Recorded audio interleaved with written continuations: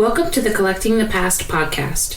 Funded by the National Endowment for the Humanities and in partnership with the Flannery O'Connor Institute for the Humanities, this project paired students from Georgia College with community members to collect oral histories from individuals who either lived in Milledgeville during the heart of O'Connor's writing career or whose lives were shaped by events that took place during this period. Our goals with the project are to expand the existing historical narrative of our town by documenting unwritten life stories and creating a public digital archive. As you'll hear, the students had fun creating their own podcasts in the style of their choice. Like our narrators, each episode has its own personality. Hi, my name is Liam Glass. Today we're going to be talking about the house on 201 North Columbia Street. It's currently the Delta Sig fraternity house, formerly the Zeta house. It's been owned by the same landlord throughout those two time periods. I picked this house because last year I have some friends in Delta Sig who are living in that house currently and lived in the house last year.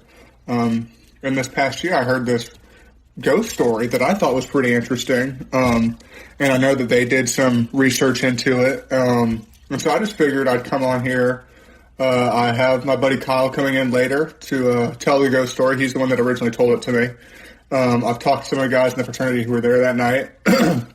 I've talked to some guys who currently lived at the house last year, about any other experiences they may have had. Overall, I think it should be pretty entertaining. I know I've got some funny stuff, some funny stories and whatnot. So, yeah, I think this is going to be a good podcast. All right, so just to start off, a little basic information about the house to kind of give you a picture of what it looked like. It's an older-looking house. It was built in 1910. It was the effective year built was 1987. Just all the effective means is that was the last time that any renovations were added on that had a direct impact on the housing, like the price of the house or the size of the house. So 1987 was the last thing anything was added onto the house. The total lot, the lot is about half an acre. It's got a square footage of 21,000. It's a gray house. It's kind of got that old-timey steeple thing on the side, so it's pretty square, and then you've got this corner where it's like round. It looks like a wine bottle, and it's got steeple at the top. It's pretty cool looking. Yeah, it's right on the corner of West Columbia and North Columbia and West McIntosh. It's got 9 bedrooms, fraternity house, so they got a lot of guys living in there. Lots of bathrooms. Interior is somewhat modern, about what you'd expect from a fraternity house. It's a large house. All the rooms have closets and whatnot, which is important to the story later. But there is definitely that old-timey vibe when you walk inside that kind of helps contribute to the story. It's hard. It's one of those things it's hard to explain without giving you a visual, but if you can just picture like an old-timey house, old-timey interior, not a very renovated kitchen. It looks like it looks like a grandparent's kitchen. Exterior, it's kind of run down. The yard's always in some sort of disarray. It's always messy inside. They got the stained glass windows that you see in old houses sometimes. And that steeple really accentuates just like the oldness of the house. And funnily enough, the room that steeple is a part of, so that in that corner where it's rounded off at the side and you've got the cone at the top, that is the room the story takes place in. So it just kind of adds a little effect of the actual steeple, which makes it look like such an old-timey house. Has a direct relevance to the story because that is the room where this ghost story happened. That not only got me interested in doing our project on this house, but overall makes it a pretty interesting house. As I mentioned earlier, the house was built in 1910. At this time, Milledgeville was still a bustling city in Georgia. It was only 40 years removed from having been the state's capital, so it had a lot of infrastructure for that some other small towns did not have the luxury of having so early on. So it really set Milledgeville up for success both economically and socially. When it comes to politics, it was still at the time a big in the political sphere when it comes to Georgia. It was also home to what is now Georgia College State University, which was and still is one of the larger and more prestigious schools in the state. It was also home to the famous Central State Hospital, best known for housing people with. It's an insane asylum. At the time, it was called the Georgia State Sanitarium, and it's what Milledgeville was best known for at the time, and it's still what people commonly know Milledgeville for if they are older. So now that you've got a little bit of background on the house, when it was built and whatnot, I'm going to bring in Kyle to tell his ghost story, and I'll talk about that more afterwards. All right, if you can give your name and where you live. My name's Kyle Van Campen. I live at 201 North Columbia Street. And you told me this story last year. It's like a ghost story almost, something that happened in that house that inspired me to do that house my project. If you would just go through that ghost story real quick, because I think it's pretty interesting. Yeah, well, first off, Castle, or that's what we call it, Castle. Yeah. It's got a very rich history. We did some research, and it dated back to I think almost 150 years ago or something. So it's obviously a very old house. And with old houses comes weird vibes, things like that. And last year I was living in the house for the first time, and there was a Saturday, I believe it was, March, it was March 13th, Saturday, March 11th. Me and all my friends it was just a normal Saturday in Milledgeville, going out, having a couple drinks, coming back, and I get home and, I just go to bed, normally don't think anything of it.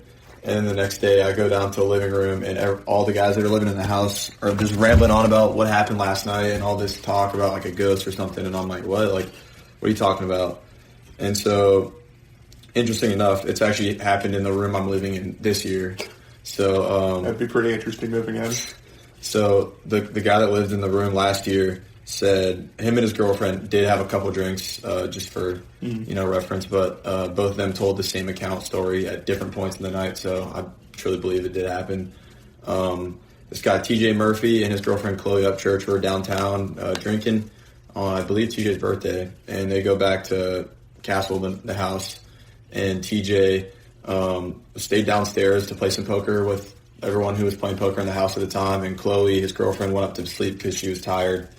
And I think it was around 2:30, maybe 3 in the morning, TJ goes up to bed, and second he walks in the room, Chloe, his girlfriend, wakes up and looks at him, and she's like, why is there people in your closet?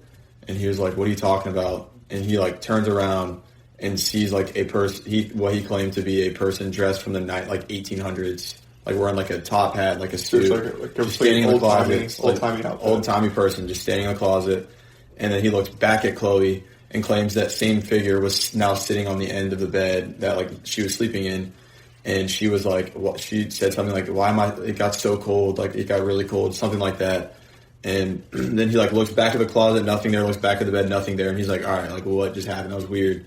And so he keep in mind, they did have a couple drinks up to this point. Yeah. But in the morning when they were debriefing the story, Chloe even mentioned how, even while TJ was playing poker, she was hearing people in the closet, and there's a light in the closet, and she could see the steps moving throughout the light on the bottom. It was that's so strange, but she had a couple drinks, so she didn't really care. Right. She was that's really weird, but I'm probably just drunk. I don't really care.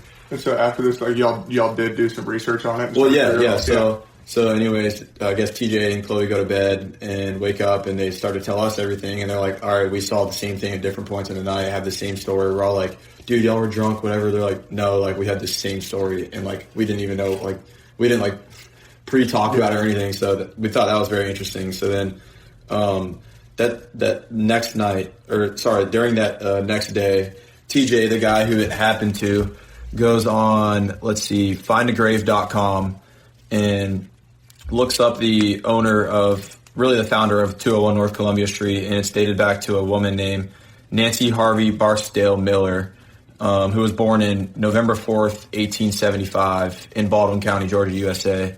And she died on the 11th of March, 1965, which was the night that happened. And she was aged at 89, and she's actually buried at the cemetery. By Rev? Yeah. So we thought that was very interesting, and I believe I have, I have some some house sale information, saying that it was listed by or it was the last owner was Nancy B. Ernest Miller Barksdale. And that was before it was purchased for fraternity and sorority use recently? It was actually paid for $100. I believe the value of the house is now around $800,000, and she purchased it for $182,000 back in December 1st, 1935. That's the oldest purchase since it was built? Yes.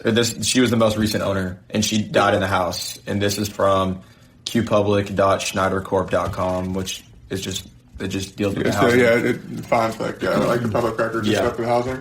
Yeah, so anyways, we're all in class, and we have a group chat with everyone in our house, and they're all sending this information. So we're all like, all right, this is a little weird, kind of interesting.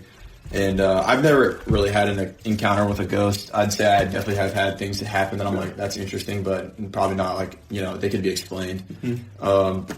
So then the 12th, so this is the day after all this stuff is going on. A couple of guys in my house all had girlfriends, so they were all sleeping over at their girlfriend's house. So there was probably 3 of us upstairs this night. So everybody just left the house. Well, yeah, me, my roommate, and then TJ in his room. Or TJ didn't sleep in his room. Him and Chloe were we're not sleeping there. They're going to sleep in Chloe's room. But the room next to it, where Ritvik lives now, Tony's in there. Tony was in there at the time. And so around 2 a.m., I wasn't sleeping well for some reason. My bed is actually next to a wall, or at this time it was next to the wall. Right by the hallway. Yeah, it was next to the wall at the hallway. And around 2 in the morning, my roommate Davis was already asleep, and I heard it sounded like footsteps, and it's all right, I'm just hearing things, but I felt the vibrations on the wall. I knew someone was walking there because I could feel it against the wall. Right. And right at the same time that I felt that, I knew what I felt, and Tony texted in our group chat, our Castle group chat, the guy who's living next to TJ's room, and he says, he was like, is anyone awake? Is anyone awake? And I was like, me. And we were both going back and forth about dude, what is going on? And his room is right next to TJ's room, and he said he heard weird vibrations and it sounded like things moving in TJ's room. And it's just really funny looking back at those old chats because we were both freaking out. We were like, dude, what is this? And so I don't know how he went to bed. I was like, all right, I got a roommate, so if someone comes in here, hopefully they just go for Davis first. I was fine. But I don't know how Tony went to bed that night, but we ended up sleeping and talking about it the next day. And that was just a really weird weekend with stuff like that going on. And then I think 1 or 2 weeks later, TJ and this guy Ben and this guy Connor Childers, we were like, all right, let's just mess around a little bit. Mm-hmm. So they moved all the furniture out of TJ's room, get some salt and make a ring in the middle of the room, and play a Ouija board in the middle of that room. And I was not in the room for this, so I don't know what actually happened, but they claim that they were quote unquote communicating with the spirit or whatever, and that there's a lamp in my room, and I have purposely not plugged it in all year. But apparently it was dimming and undimming to talk with them or something. I don't know. So they claim that they were communicating with the ghost through the lamp. They would ask, they would put your hands on it, and do the Ouija thing, and they'd be like, all right, are you here? And the lamp would flicker on and off or something. I don't know. That's what they said, and all 4 of them said the same thing. So I don't know if they were just messing around or what. I don't know. I wasn't there for that, but I guess yeah, that's the last thing that happened last year. But up to this point, I've been living in the room all year. I have not experienced anything, but something that was kind of weird was at the very beginning of this year. I've never had sleep paralysis or anything like that in my life, and I was having a pretty bad dream. Yeah, this is back when I actually had dreams, not relating to my ex-girlfriend. But I was having a pretty bad dream, a scary dream, and I remember in my dream, I was posted up on the corner of my bed, like this right here, sitting in the corner, this, in my dream. Okay. And I was facing my closet, and something in my closet was like pulling me, not physically, but I was being it felt like there was something energy pulling me or something, you know what I mean, weird, absorbed or almost. And I remember in my dream I couldn't move and I couldn't scream, and I was stuck on the corner of my bed, and I woke up in that exact position, and I couldn't move my body, and I was like, dude, what is going on? I've never had sleep paralysis or anything like that, and I was just terrified. And I was like, that's pretty much, especially after hearing all that. Yeah, so I'm already pretty paranoid, anxious person. So beginning of the year, that's all that was running through my mind when I was going to bed. Especially when I'm sleeping in my house by myself, I'm like, I'm cooked tonight. So is that just a closet door that always stays closed now? Well, yeah, I make sure to close it before I go to bed because I definitely don't want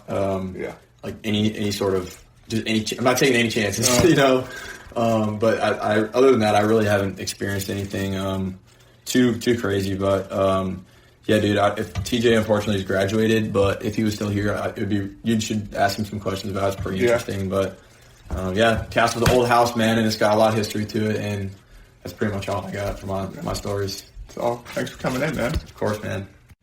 When Kyle was telling the story, he mentioned that they did some research and discovered that the person that they believe died in the house was Nancy Harvey Barksdale Miller, who is buried in the cemetery near the Flag Chapel Baptist Church. The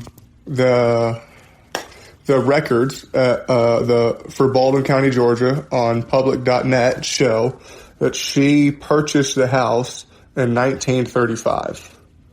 So, and it shows that she died in that very same house on March 11th, 1965. So that does give some background, maybe some credibility to the story they're trying to tell about these people.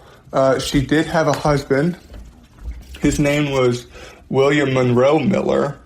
At first, I thought maybe this could be the man in the top hat that they reference, but he passed away shortly before she purchased the house. He passed away in 1933. She did have siblings, and of her siblings, 4 of her siblings are all buried in that cemetery, which shows that they had definitely had ties to Milledgeville.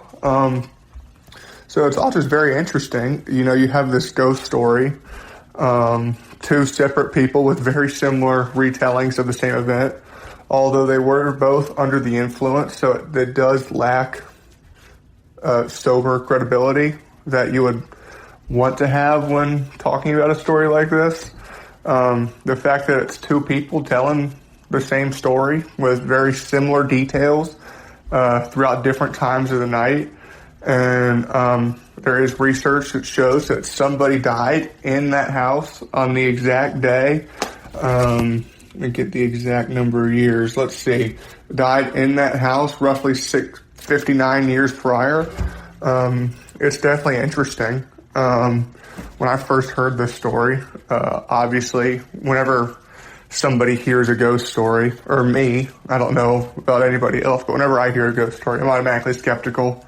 I don't believe in ghosts, I don't think. So hearing the story, I was just like, all right, yeah, right, like, it's just 2 drunk college kids telling a story. But, you know, the more people you hear it from, and I've heard it from multiple different point of views, it becomes one of those things where it's just like, well, I mean, maybe they saw what they saw. And then with the Ouija board story with the lamp flickering, I thought that was super funny. Just because that just doesn't seem possible or logical to me. I mean, I'm not even sure I believe the first story. And then I personally know the guys that went in there and did the Ouija board. And, you know, they're funny guys. I could see them trying to mess with their friends in a situation like that. So while I do, it's a cool story. It's funny. It's I heard the guy TJ tell the story one time, and I'll never forget the look on his face. It's definitely a bit of a stretch to say that I would believe it, because I feel like a lot of the things that they talked about can be explained away. Maybe definitely not them seeing people. I can't explain that one away. But hearing people running around in a fraternity house, I mean, everybody knows that my buddy Kyle, he's anxious. He gets paranoid about stuff like that, so I could 100% see somebody messing with them. You know, it's just one of those things. You almost want it to be true because it's cool. You know, saying that there is another haunted house in Milledgeville, because people always talk about the Central State Hospital being haunted. Saying that the Delta Sig house is haunted. It's a fun story, but I think it's a bit of a tall tale. But on that note, I would like to touch briefly on, throughout a lot of this class, our main focus has been the 1940s, 50s, 60s, Milledgeville, kind of like that middle 20th century time frame, with a lot of the people we talked about being very prominent in that time frame. So I wanted to touch on what was probably going on in that house at the time. It was owned at the time by Nancy Harvey Barksdale Miller. So my assumption, the best thing I could assume based on the very limited information I can find, is that she lived there at the time. All that I can say for sure from anything to do with that time is that she purchased the house in 1935, and then the next public record that I can find of the house anywhere, other than seeing it on a map from the 50s, is it was purchased again by a James Francis Hall in 1967. So while I wish I had more information, I wish there was a cool story about what was going on in the house at the time, there's not a lot to go off of. The best thing I can say is Nancy Miller owned the house at the time, and had been living in it for multiple years. She lived the next 32 years in that house, from 35 to when she died in 65, or I guess 30 years to 35 to when she died in 65. So yeah, she's the longest owner of the house. It changed hands in 67, and then changed hands one more time before it was bought out by the Zeta sorority, and then later bought by the Delta Sig fraternity here at Georgia College. After doing some research on this house and talking about this ghost story so much, it inspired me to look more into some rumored hauntings around Milledgeville, specifically trying to find stuff to either do with the school or something that maybe happened in the time frame that we spent the most time with in class. And I was lucky enough to find something that applies to both. It's the Sanford Hall. Georgia College and State University is said to be haunted by the spirit of Betty Jean Cook, also known as Cookie. In 1952, she was a student. She lived in Sanford Hall, and she tragically took her own life as a result of an unexpected pregnancy.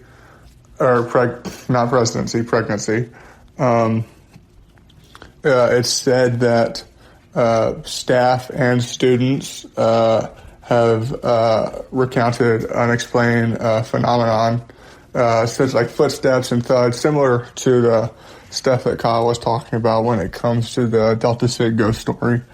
There is some people suspect foul play in her death, but it is officially recorded as a suicide nonetheless.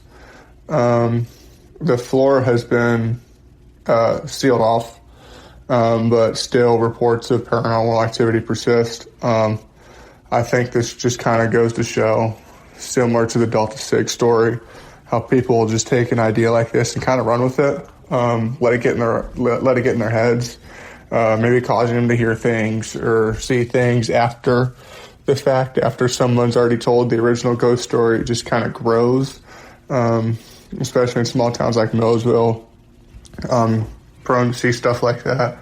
So I thought that story was very interesting, just because it's another example of kind of a haunting, with quotations, haunting, that takes place in Milledgeville. Has to do with the school. And this one actually does take place in that time frame that we spend the most time with in class. And so I think for the rest of my time here, I just kind of want to dive deeper into hauntings in Milledgeville, try to find some more stuff that happened around that time. And so I look forward to doing that. The next place I'm going to talk about is called the Homestead. It has a ton of ghost stories and unexplained phenomena associated with it. It's also got a mouthful of a name. I'm going to have to read this off. The Williams Ferguson Lewis Oliver Sims House. Like I said, it's one of the most haunted, most storied houses. A lot of apparent paranormal activity going on. It was built in 1818, and at the time of its building, it was the largest private home in the city, and it was a hub. I mean, a lot of people came to hang out there, and so I think due to that, it probably became a focal point for ghost stories and phenomena like that. One of them being Honest Jack Jones, a former resident named Jack Jones succumbed to typhoid fever, reportedly fell from the second-story window to his death, which somewhat contradicts itself. It is said that his spirit haunts the grounds and the interior of the house. Again, this is likely one of those stories. Somebody at one of these gatherings that happened at the house just took this and ran with it. Most likely, there's not much of anything to go off of. There is a little bit more to go to with the Gray Lady or the Banshee. She's said to resemble a little old lady dressed in gray, and has been said to have been seen walking in the gardens of the homestead. She's believed to be a banshee spirit, which is a Welsh thing. It said that she followed an immigrant family across the Atlantic and settled in Milledgeville. And it's said that upon seeing her, her presence in general is said to foretell the deaths of the Williams family, which is one of the 5 different names that is in that long list of names that I read off earlier. Another one, a time slip experience, which is probably the most similar to what we talked about with the Delta Sig story. It is said that a resident claimed to have experienced time slipping, like moving through time, and they witnessed a 19th century party and even interacted with the ghostly figures. It suggests somewhat similar to the story at Delta Sig House that has to do with the residents, that has to do with the place where the haunting takes place. So, like, the people at Delta Sig House claim to have seen somebody who lived there in the past, or people who have lived there in the past, and felt like Kyle felt like he was being pulled into the closet, kind of being pulled into the past almost. This is kind of what it reminds me the most of. This occurred in 1969, and to me is the most interesting, just because I feel like it relates the most to what we kind of started here with that Delta Sig story. And so I think it's very interesting that you see these old houses and people talking about time slipping, or people from the past, kind of like seeing people from the past. I think that's just very interesting to see, like, kind of a consistency in these stories that come from older houses, that whether it's actually happening and these residences truly are haunted, and people are slipping through time and seeing 19th century parties, or people are coming forward and slipping forward in time and scaring college kids while they're drunk and trying to go to sleep. I think it's funny how you see in these old houses, you get a lot of these ghost stories. I feel like a lot of it just comes from people seeing they're in an old house and just thinking themselves to death. Continuing with the story of the homestead, the general's room is probably the story there with the most, I guess substance is the best way to put it. It's the most to go off of. The story goes that during the Civil War, a Confederate general fell ill with pneumonia and became too sick to travel. And the family who lived there at the time, I'm about to sneeze. False alarm. Okay. The family who lived there at the time hid him in the attic. As the Confederate Army moved on, he stayed behind and stayed in the attic and was hiding because he was sick. As the Union forces occupied Milledgeville, the general would later succumb to his illness. And the family reports mysterious depressions in the pillows, like as if his head was still lying on them, and unexplainable footsteps in their attic, which is where it was housed. And then in the summer of 1986, the resident of the homestead at the time, Catherine Scott, experienced unsettling noises and footsteps throughout the evening.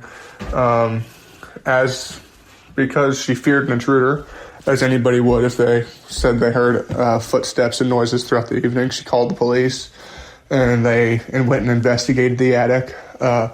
Didn't find anything, because with ghosts, you're not going to find anything. But they were also joined by a deacon from the neighboring Baptist church. When they went into the room, everything was in order, but as they went down the stairs, they left the door cracked open, and it said that as they walked down the stairs, the door slammed shut behind them. They believe it happened repeatedly. They kept propping the door open, or leaving it cracked open, and then later propping it open even, and they said it just kept slamming shut. And so the officers eventually concluded, and this is a direct quote, "If the general wants the door to his room closed, then leave it closed."